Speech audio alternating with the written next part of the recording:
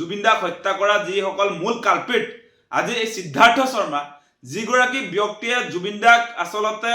টকা ঘটাৰ আহিলা হিচাপে ব্যৱহাৰ কৰি নামে বেনামে সম্পত্তিৰ পাহাৰ গঢ়িছিলে সেই সিদ্ধাৰ্থ শৰ্মাৰ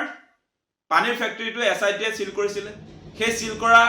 পানীৰ ফেক্টৰীটো কিয় আদালতে আপোনাৰ মুকলি কৰি দিবৰ কাৰণে জাজমেন্ট দিলে আজি আপোনালোকে নিশ্চয় দেখা পাইছে যে এই শ্যামকানু মহন্তৰ যেটো বেংক একাউণ্ট সেই বেংক একাউণ্ট এছআইটিয়ে সিল কৰিছিলে আৰু সেই সিল কৰা বেংক একাউণ্ট এতিয়া খুলি দিবৰ কাৰণে কিয় ৰায়দান প্ৰদান কৰিছে আপোনালোকে যাক সন্মুখত এফিচিয়েন্ট পুলিশ অফিচাৰ এই ৰুজি কলিতা এই মুন্না প্ৰসাদ গুপ্তা যাক আপোনালোকে বিশ্বাস আৰু আস্থাত লৈছে সেইবিলাক যে আস্থা আৰু বিশ্বাসত ল'ব পৰা পুলিশ অফিচাৰ নহয় সেই কথাটো আমি আগতেই জানো এতিয়া আপোনালোকে লাহে লাহে দেখিব যে এই জুবিন দাক হত্যা কৰা যি কেইগৰাকী ব্যক্তি জেলত আছে সেই সকলো লাহে লাহে মুকলি আকাশৰ তললৈ আহিব আজি আপোনালোকে নিশ্চয় দেখা পাইছে মানে যদি সঁচা সঁচিকে এই এছআইটিয়ে লিগেলি এই গোটেই তদন্তটো চলোৱা হলে আজি বেংক একাউণ্টটো আপোনাৰ সিল কৰি থোৱা শ্যামকানু মহন্তৰ সেইটো খুল নাখালেহেঁতেন আজি আপোনালোকে নিশ্চয় দেখা পাইছে বিএনএছএছৰ 107 অনুসৰি যি গাইডলাইন আসলে মানি চলিব লাগে এছআইটি হেতুকে নাজানে দেখোন তেনুকে কেনেকে জুবিন দাক আসলতে ন্যায় দিব তেনুকে জুবিন দাৰ হত্যাকে কেনেকে ফাঁসি দিব বেংক একাউণ্টটোকে জব্দ কৰি ৰাখিব নোৱাৰিলে সিল কৰা বেংক একাউণ্ট যেতিয়া লগে লগে খুল খাই যায় সিল কৰা যেতিয়া পানীৰ ফেক্টৰী লগে লগে খুল খাই যায় তেতিয়া হলে এই হত্যাকাৰী সকলক হত্যাৰ কথাটো বহুত ডাঙৰ কথা এটো বহুত বিচাৰ বিবেচনাৰ প্ৰসংগ আছে গতিকে সেই তদন্ত সেই চাৰ্জশিটটো মানে উপযুক্ত তথ্য প্ৰমাণ নাথাকিলে এই হত্যাকাৰী সকল অতি শীঘ্ৰে মুকলি আকাশৰ তললৈ আহিব সেইটোৱে মেইন কথা আৰু আমি সেই কাৰণে কৈ আছিলো যে মুখ্যমন্ত্ৰী হিমন্ত বিশ্ব শৰ্মাৰ যিলা বক্তব্য সেই বক্তব্যবিলাকৰ পৰা প্ৰমাণ হয় তেওঁ জুবিন দাক ন্যায় দিয়াৰ পক্ষত নাই আৰু তেওঁ শেহতীয়াকৈ কি ক'লে শেহতীয়াকৈ তেওঁ ক'লে বোলে ফাষ্ট ট্ৰেক আদালতত বিচাৰ হলে হত্যাকাৰী সকল মুকলি আকাশৰ তললৈ আহিব কেনেকৈ আচলতে কেনেকৈ হ'ব পাৰে সেই কথা মানে আদালতত দুই ধৰণে আপোনাৰ চলে নেকি কেছবিলাক আজি নিম্ন আদালতত যেটো নীতি নিয়মৰ মাজেদি আসলে চলে সেইটো নীতি নিয়ম নচলে নেকি আজি ফাষ্ট ট্ৰেক আদালতৰ ধাৰাবিলাক বেলেগ নেকি আজি এই যি চাৰ্জশিট প্ৰডাকশন কৰা হল নিম্ন আদালতত মানে বিচাৰ প্ৰক্ৰিয়াটো হলে ফাঁসি হ'ব আৰু ফাষ্ট ট্ৰেক আদালতত হলে নহব তেনেকুৱা কাহিনী তাত আছে নেকি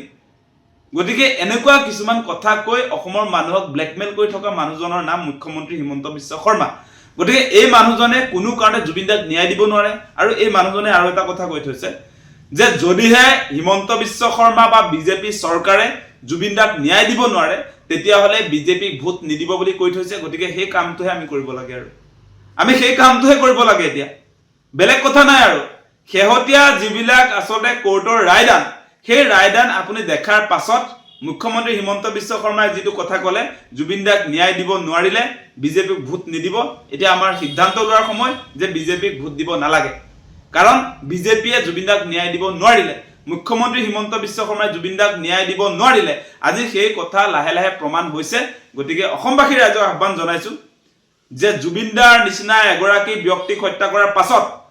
যিগৰাকী ব্যক্তিয়ে আমাৰ অসমীয়া জাতিৰ পৰিচয় বহন কৰে যিগৰাকী ব্যক্তিক আমি হিয়াৰ আমঠু বুলি কওঁ অসমীয়া জাতিৰ প্ৰাণ আমাৰ জাতীয় সম্পদ জুবিন দাৰ নিচিনা এগৰাকী ব্যক্তিক ন্যায় যদি দিব নোৱাৰে তেতিয়া হলে কোনো কাৰণতে আমি বিজেপিক ভোট দিয়া উচিত নহয় সেইটো মেইন কথা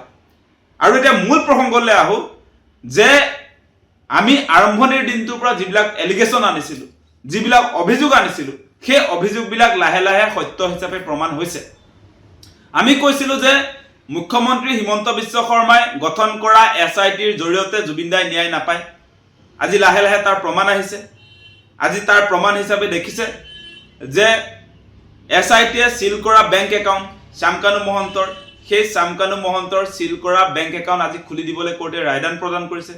আজি সিদ্ধাৰ্থ শৰ্মা যিগৰাকী মেনেজাৰে জুবিন দাক ব্যৱহাৰ কৰি জুবিন দাক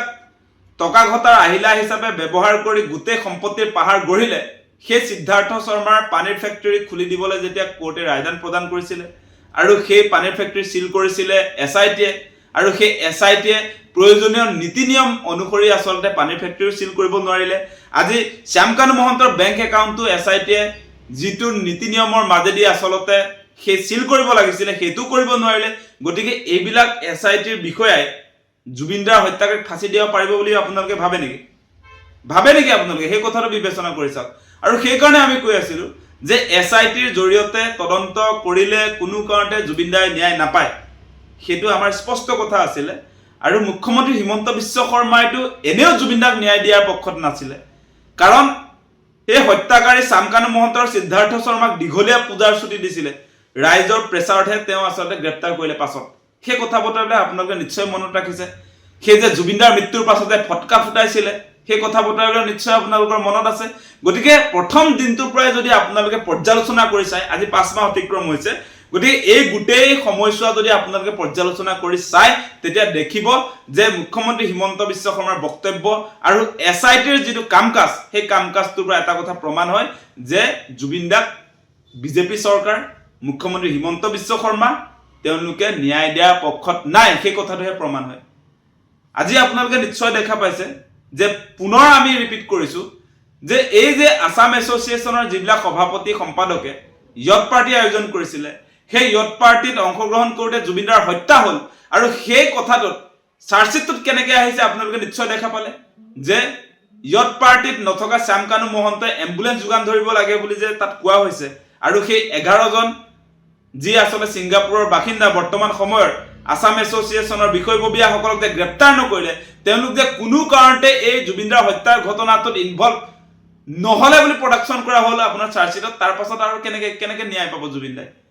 সেই কথাটো আপোনালোকে বিবেচনা কৰি চাওক মুখ্যমন্ত্ৰীয়ে তেওঁলোকক ব্ৰাইট ফিউচাৰ থকা চুকা লৰা বুলি আসলতে তদন্তৰ আওতালে নানিলে গ্ৰেপ্তাৰ নকৰিলে আমি সেই দিন ধৰি গোটেই কথা বতৰাবিলাক প্ৰতিটো দিনে আপোনালোকক কৈ আছো আৰু বহুতে আমাক বিশ্বাস নকৰে এতিয়া বিশ্বাস কৰে মুখ্যমন্ত্ৰীক বিশ্বাস কৰে আপোনাৰ SITক আৰু যিবিলাকক বিশ্বাস কৰে সেইবিলাকে আসলতে কোনো কাৰণতে জুবিন দাক জাস্টিস দিব নোখোজে সেই কথাটো আজি খাটাং হৈছে যিকোনো খবৰৰ বাবে যোগাযোগ কৰক আমাৰ এই নম্বৰত 9181 307 2221